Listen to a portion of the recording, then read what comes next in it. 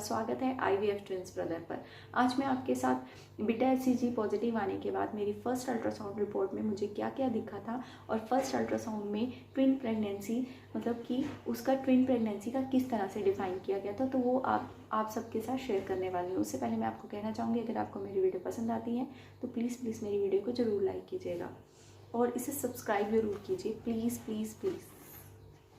तो देखिए, अभी इस वक्त जो मेरी रिपोर्ट्स हैं उनकी बहुत बुरी हालत हो चुकी है, तो मतलब मैं आपके साथ यहाँ पर शेयर करूँगी। तो जो है मेरा जो अल्ट्रासाउंड हुआ था वो हुआ था मेरा 18 जून को फर्स्ट अल्ट्रासाउंड, यानी कि 15 मई को मेरा ट्रांसफ़र हुआ था और 25 मई को मेरा ट्रांसफ़र हुआ था।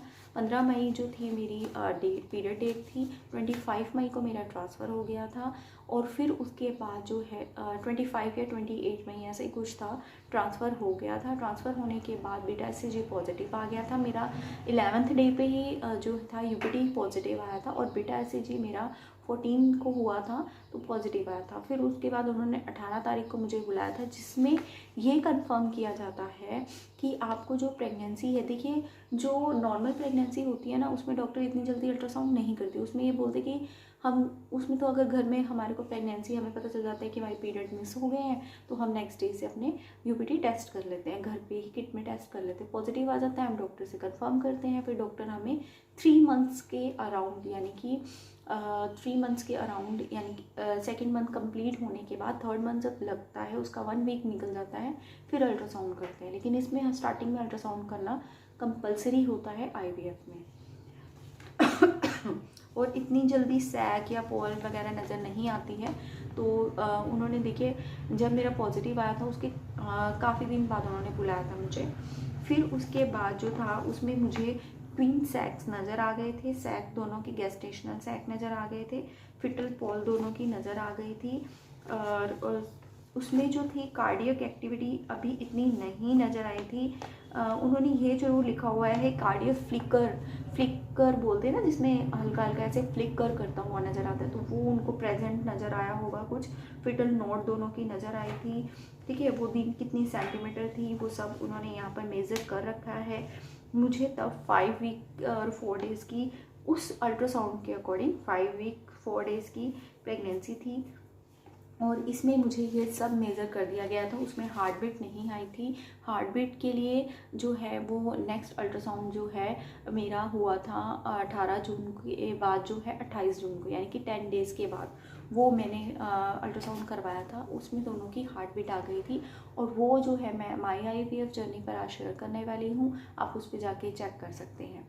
फर्स्ट अल्ट्रासाउंड में मेरी सारी जो थी दोनों की हार्ट बीट वगैरह आ गई थी। तो इसलिए जब भी आप अल्ट्रासाउंड करवाने जाते हैं, मेरे पास बहुत से क्वेश्चन आते हैं कि मैम हमारा आज फर्स्ट अल्ट्रासाउंड था, हमारी योग सैक दिख गया है, पॉल दिख रही है, लेकिन जो है फिटल पॉल भी दिख रहा है, लेकिन उसमें ये भी बता दिया गया है मेनली जो है उसमें हार्ट बीट नहीं आई है। देखिए हार्ट बीट जो है इतनी जल्दी नहीं आती है, कई बार तो योग सैक या इतनी जल्दी जो है प्रेगनेंसी में नहीं दिखती है और ये इसके लिए जो है वो नॉर्मली हमारे पेट से अल्ट्रासाउंड नहीं करते, TVS करते हैं। TVS इसीलिए किया जाता है ताकि उसमें जो है क्लोजली तरीके से नज़र आ सके और TVS जो है वो 3 मंथ्स के बाद बंद कर दिया जाता है, नहीं किया जाता है, फिर पेट से ही किया जाता है। उसमें आपको कुछ ज़रूरत नहीं होती कि आपने पानी पीना है, टॉयलेट वगैरह की रोकने की कोई ज़रूरत नहीं होती है। TVS में थोड़ा इस चीज़ को देखा जाता है, उसमें क्लोज देखना होता है, क्योंकि अल्ट्रासाउंड अगर हम पेट से करेंगे तो उन्हें नज़र नहीं आएगा। ध्यान से अच्छे से देखने के लिए वो TVS करते हैं। और TVS करते हुए आपको ये भी नहीं सोचना है कि इससे आपको ब्लीडिंग हो जाएगी या कुछ हो जाएगा। और IVF में थोड़े ज़्यादा अल्ट्रासाउंड किए जाते हैं, इसका हमारे बेबी पर कोई इफेक्ट नहीं पड़ता। अल्ट्रासाउंड हमारी बेनिफिट के लिए किया जाता है ताकि बारीक से बारीक जो चीज़ है उसका पता चल सके और स्टार्टिंग में पता चल सके, क्योंकि इसमें सभी सपोर्टिव मेडिसिन दी जाती हैं और सपोर्टिव मेडिसिन जो है वो अगर जैसे हमें स्टार्टिंग में किसी भी चीज़ का पता चल जाएगा तो उसी के अकॉर्डिंग वो मेडिसिन स्टार्ट कर देते हैं। तो इसीलिए इस चीज़ को लेकर आपको घबराना नहीं है कि आपके अल्ट्रासाउंड्स हो रहे हैं ज़्यादा तो आपके बेबी पे किसी भी चीज़ का कोई इफ़ेक्ट पड़ेगा, उनके शरीर पर या उनके अंग पर किसी चीज़ का इफ़ेक्ट पड़ेगा, तो ऐसा बिल्कुल नहीं होता। पुराने लोग बोलते हैं लेकिन इसमें आपको घबराना नहीं है, अपनी मेडिसिन टाइम टू टाइम लेनी है। और देखिए फर्स्ट अल्ट्रासाउंड जब भी आप करवाने जा रहे हैं तो इसमें आपको कोई ऐसी प्रिपरेशन करने की कोई ज़रूरत नहीं होती है। बीटा एचसीजी पॉजिटिव आ गया है, डॉक्टर्स को कंफर्म कर लीजिए, वो आपको डेट देंगे, उस डेट पर आपको जाना है और आपको अपना अल्ट्रासाउंड के बारे में आपको डॉक्टर बता देंगे कि क्या क्या जो है सिंगल है या ट्विंस है। ये जो है आपको न्यूज़ जो गुड न्यूज़ है ये आपको उसी वक्त बता दी जाती है। मेनली अल्ट्रासाउंड तभी इसीलिए किया जाता है कि सिंगल है या ट्विंस है। और बहुत से लोग इस चीज़ जैसे उनका बीटा एचसीजी आ जाता है वो इस चीज़ से अंदाज़ा लगा लेते हैं कि उनको ट्विंस है या सिंगल है। देखिए बीटा एचसीजी से एक आप आइडिया लगा सकते हैं, वो भी आप 50% का आइडिया लगा सकते हैं, 30 40 50% का आइडिया लगा सकते हैं।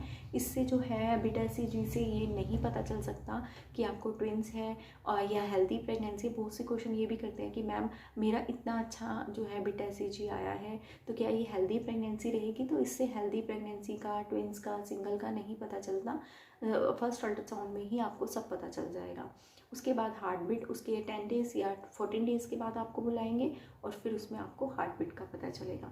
तो आई होप कि आपके जितने भी क्वेश्चंस थे उसका आंसर मिल गया होगा। अगर मिल गया है तो प्लीज़ मेरी वीडियो को लाइक कीजिए, शेयर कीजिए और उनके साथ सब्सक्राइब कीजिए। तो यहीं पर अपने वीडियो का एंड करते हैं। राधे राधे।